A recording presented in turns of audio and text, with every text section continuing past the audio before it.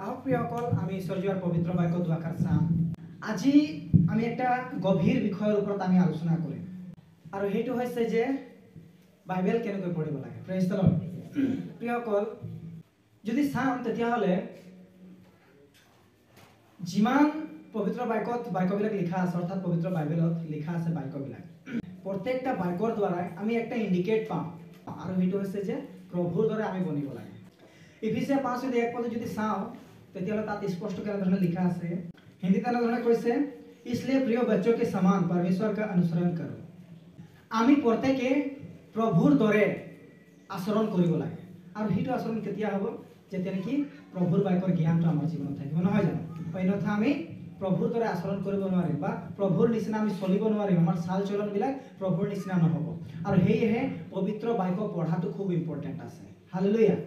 কিয় বুলি ক'লে আৰু এটা কাৰণ, যোহন 6:35 ইয়াত এনেধৰণে কৈছে, যীশুৱে তেওঁবিলাকক ক'লে, জীৱন দেউতা আহাৰ ময়েই, যিজন মোৰ ওচৰলৈ আহে তেওঁৰ কোনোমতেও ভোক নালাগিব আৰু যিজনে মোক বিশ্বাস কৰে তেওঁৰ কেতিয়াও পিয়াহ নালাগিব। Praise the lord.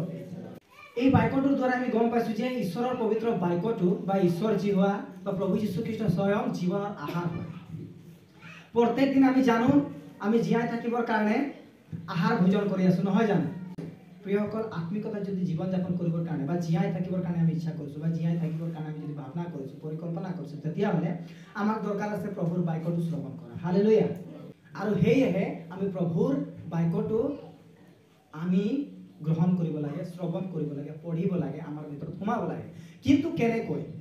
যদি সঠিক পদ্ধতিৰে ইয়াক যদি আমি শ্ৰৱণ নকৰোঁ তেতিয়াহ'লে ই আমাৰ জীৱনত ভিটামিনছবিলাক আনিব নোৱাৰিব। আমাৰ শৰীৰত, আমাৰ জীৱনত আমাৰ যিটো নেকি আত্মিক শৰীৰ আছে অৰ্থাৎ আত্মা আছে, সেই আত্মাটোত তেওঁ যিবিলাক ভিটামিনছবিলাক আনিব লাগে আনিব নোৱাৰিব। Praise the lord.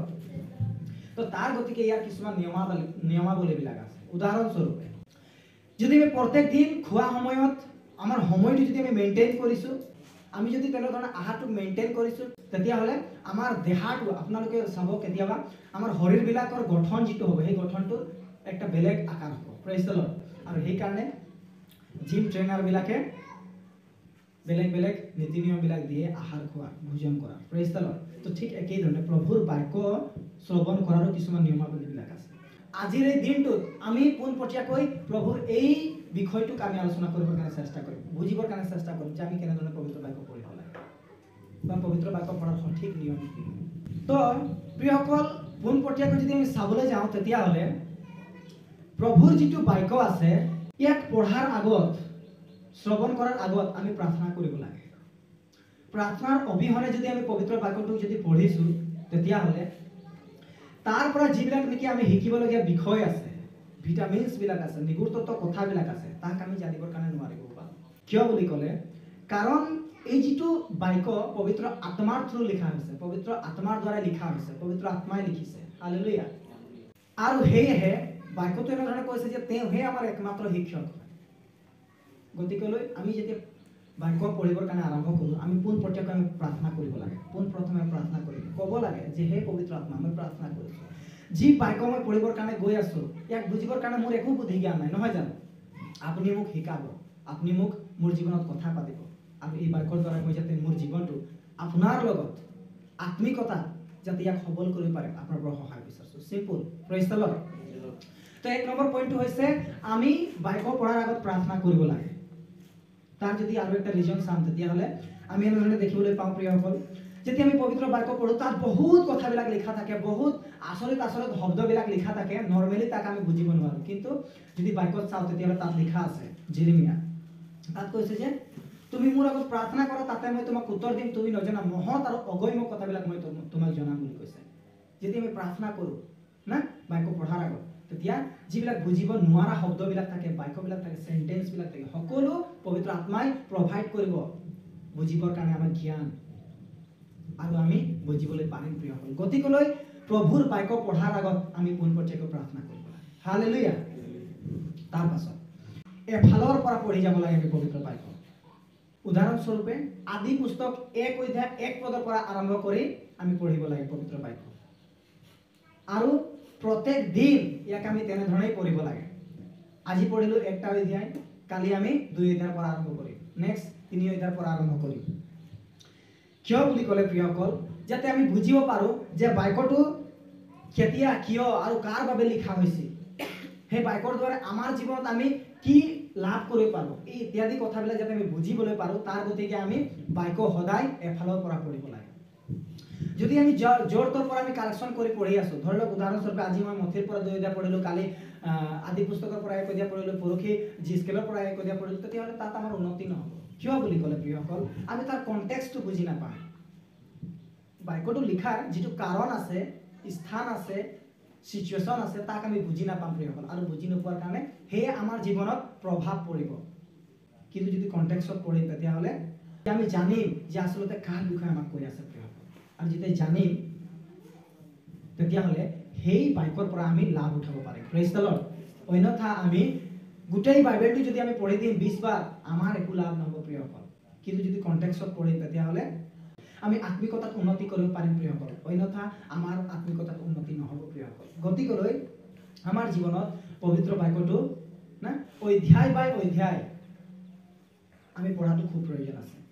তাৰ পাছত আৰু এটা কথা আছে যে আমি ডেইলি পঢ়িব লাগে প্ৰিয়সকল, যিধৰণে নেকি আমি আহাৰ ভোজন কৰোঁ ডেইলি, নহয় জানো? ঠিক একেধৰণে প্ৰভুৰ বাক্যটো আমি ডেইলি ইউজ কৰিব লাগে। তাৰ পাছত আৰু একটা কথা আছে, প্ৰভুৰ বাক্যটো আমি কেতিয়াও খৰখেদাকৈ পঢ়িব নালাগে। এনেকুৱা নহয় যে আজি মই 1 অধ্যায় পঢ়ি কমপ্লিট কৰিব লাগে, বা আজি মই 2 অধ্যায় পঢ়ি কমপ্লিট কৰিব লাগে, মই খৰখেদাকৈ পঢ়িলোঁ আৰু ক'বালৈ ওলাই গুচি গ'লোঁ, তেনেধৰণৰ নহয়। প্ৰভুৰ বাক্যটো পঢ়িবৰ কাৰণে একটা প্ৰপাৰ সময় আমি নিৰ্ধাৰিত কৰিব লাগে। একটা পাৰফেক্ট সময় আমি নিৰ্ধাৰিত কৰি সেই পাৰফেক্ট সময়টোত আমি প্ৰভুৰ বাক্যটো না পঢ়ি আমাৰ জীৱনত আমি শ্ৰৱণ কৰিবৰ কাৰণে চেষ্টা কৰিব লাগে। কিয় বুলি ক'লে ডক্টৰৰ মতে এনেধৰণে আছে, আহাৰটোক আমি মুখতে আমি চুবাই প্ৰপাৰ গুড়ি কৰি দিব লাগে, আৰু যেতিয়া গুড়ি কৰি দিওঁ সি পেটত যায়, আৰু পেটত গৈ তাত যিটো পচন তন্ত্ৰ আছে পেটত, সেই পচন তন্ত্ৰই তাক না পচাই পেলাব আহাৰটো, আৰু তাৰ যিটো নেকি একে একটা ভিটামিনছ তাৰ পৰা ওলাই আমাৰ শৰীৰত গোটেই বিয়পাব প্ৰিয়সকল, আৰু বিয়পাই কি কৰে, আমাক শক্তিবন্ত কৰে, আমাক সঠিক শৰীৰটো গঠন কৰাত সহায় কৰে। Praise the lord. তো ঠিক একেই ধৰণে আমি যেতিয়া প্ৰভুৰ পবিত্ৰ বাক্যটো একদম আস্থিৰ মতে যেতিয়া পঢ়ি যাম না, একে একটা কথা পবিত্ৰ আত্মাক আমাক প্ৰভাইড কৰিব, কোনটো বিষয় আমি আমাক কি কৈ আছে, আমি তাক বুজিব পাৰিম প্ৰিয়সকল, আৰু সেই বুজাৰ দ্বাৰা আমি আত্মিকতাত সঠিক গঠনটো লাভ কৰিব পাৰিম, উন্নতিটোক লাভ কৰিব পাৰিম প্ৰিয়সকল, আমাৰ আত্মাটোৰ সঠিক আকাৰ হ'ব প্ৰিয়সকল। Praise the lord. তাৰ পাছত আমি বিশেষ কৰি পবিত্ৰ বাক্যটো আমি নিজৰ কাৰণে পঢ়িব লাগে। বহুত সময়ত আমি দেখিবলৈ পাওঁ আমি আনৰ কাৰণে পঢ়োঁ। উদাহৰণস্বৰূপে আমি ল'ৰা ছোৱালী হওঁ, ইফিচিয়াৰ যদি চাবলৈ যাম তেতিয়াহ'লে তাত লিখা আছে, হে পিতৃবিলাক তোমালোকে তোমালোকৰ সন্তানবিলাকক খেজিলিয়াই নাথাকিবা। Praise the lord. এই বাক্যটোক ধৰি লওক সাপোজ এক্সাম্পল হিচাপে আমি ধৰি ৰাখিছোঁ বা মুখস্থ কৰি ৰাখিছোঁ। কেতিয়াবা যদি আমাৰ পিতৃ মাতৃবিলাকে আমাক যদি দাবী ধমকি দি আছে, তেতিয়া যদি আমি সেই বাক্যটোক কৈছোঁ পিতৃবিলাকক বা মাতৃবিলাকক শুনাই যে বাক্যত এনেধৰণে লিখা আছে আপোনালোকে আমাক খেজিলি নাথাকিব, ধমকি নিদিব, এনে যদি আমি কৈ আছোঁ তেতিয়াহ'লে সেইটো আমি মিষ্টেক কৰি আছোঁ, ভুল কৰি আছোঁ। কিয় বুলি ক'লে দাবী ধমকি দিয়াটো তেওঁবিলাকৰ কাম হয়, নহয় জানো? তেওঁবিলাকৰ দায়িত্ব হয়, তেওঁবিলাকৰ ৰেছপনচিবিলিটি হয়। কিয় দিছে আমি তাক বুজিবৰ কাৰণে চেষ্টা কৰিব লাগে, তাৰ যিটো চিচুৱেশ্যন আছে তাক বুজিবৰ কাৰণে চেষ্টা কৰিব লাগে। কিন্তু আমি সেই সময়ত যদি এই বাক্যটো যদি তেওঁবিলাকক কৈছোঁ তেতিয়াহ'লে এই যুক্তি নহয় প্ৰিয়সকল, কাৰণ এই বাক্যটো আমি তেওঁবিলাকক ক'ব লাগে এনেধৰণৰ নহয়, ঈশ্বৰে তেওঁবিলাকক কৈছে, ঈশ্বৰৰ দাসে তেওঁবিলাকক কৈছে, পবিত্ৰ আত্মাই তেওঁবিলাকক কৈছে, আমি ক'ব নালাগে প্ৰিয়সকল। আমি আনৰ কাৰণে বাইবেল পঢ়িব নালাগে। কিয় বুলি ক'লে তাৰ আগত তেনেধৰণে লিখা আছে না যে হে সন্তানবিলাক তোমালোক পিতৃ মাতৃৰ আজ্ঞাধীন হোৱা, নহয় জানো? তো একটা বাক্য আনক কোৱাৰ আগত তাৰ আগত আপোনাৰ আৰু মোৰ কাৰণে যে লিখা আছে সেই বাক্যটো আমি ল'ব লাগিব প্ৰিয়সকল।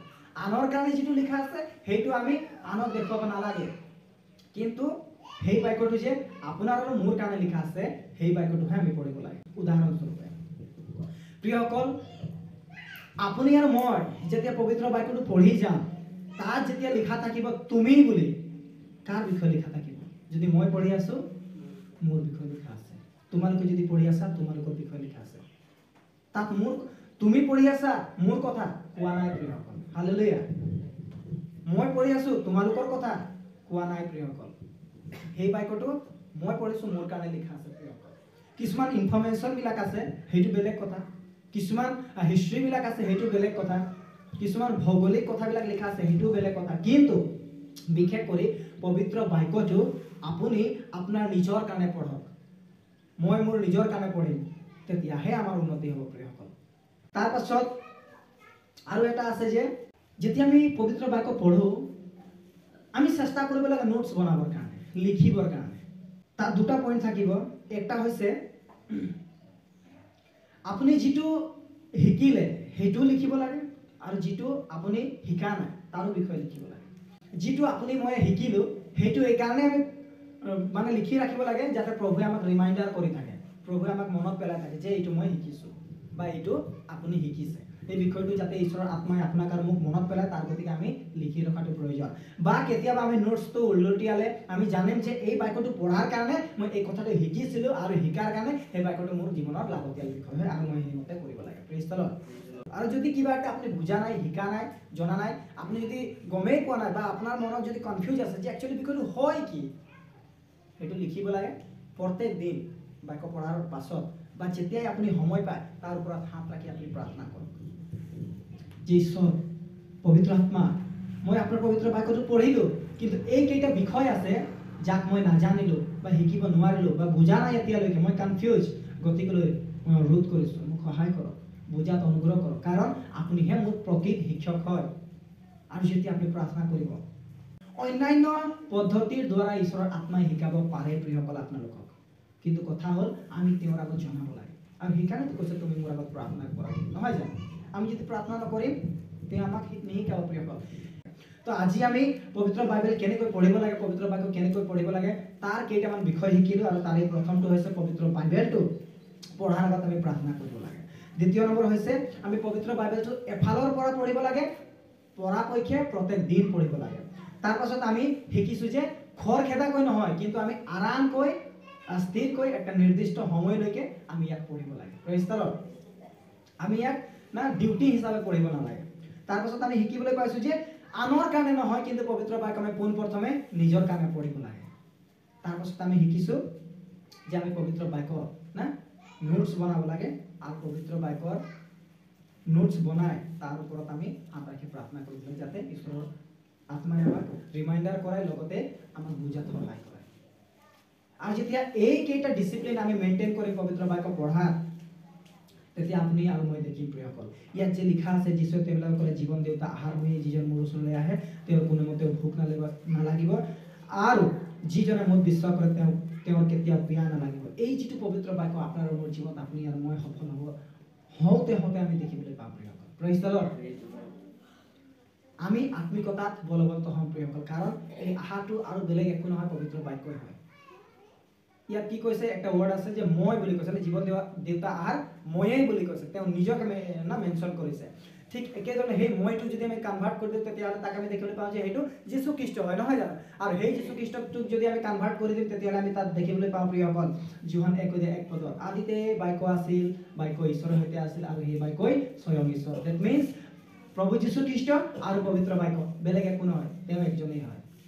আমি যদি ইয়াক আমি শ্ৰৱণ কৰিছোঁ, আমাৰ হৃদয়ত ৰাখিছোঁ, আমাৰ ভিতৰত ভৰাইছোঁ, তেতিয়াহ'লে আমাৰ জীৱনত আত্মিকতাত উন্নতি কৰিব, যাৰ ফলত আমি আত্মিকতাত উন্নতি হৈ একদিন সেই ৰাজ্যৰ ভাগত আমি যাব পাৰিম। আমাৰ শাৰীৰিক জীৱনটো উন্নতি হ'ব প্ৰিয়সকল, ফাইনেন্সিয়েলত আমি উন্নতি হ'ম প্ৰিয়সকল, পঢ়া শুনা, কাম বন, যিকোনো বিষয় হওক, প্ৰত্যেকটা বিষয়ত আমি উন্নতি কৰিম প্ৰিয়সকল। আৰু শেষত গৈ আমাৰ দ্বাৰাই অন্যান্য প্ৰভু যীশু খ্ৰীষ্টক নজনা ব্যক্তিসকলে জানিব পাৰিব প্ৰিয়সকল। এয়া আমাৰ জীৱনৰ আশীৰ্বাদৰ বিষয় হয় প্ৰিয়সকল। মই বিশ্বাস কৰোঁ এই পবিত্ৰ বাক্যৰ দ্বাৰাই ঈশ্বৰৰ আশীৰ্বাদ আমাৰ জীৱনত আহিছে। আমেন।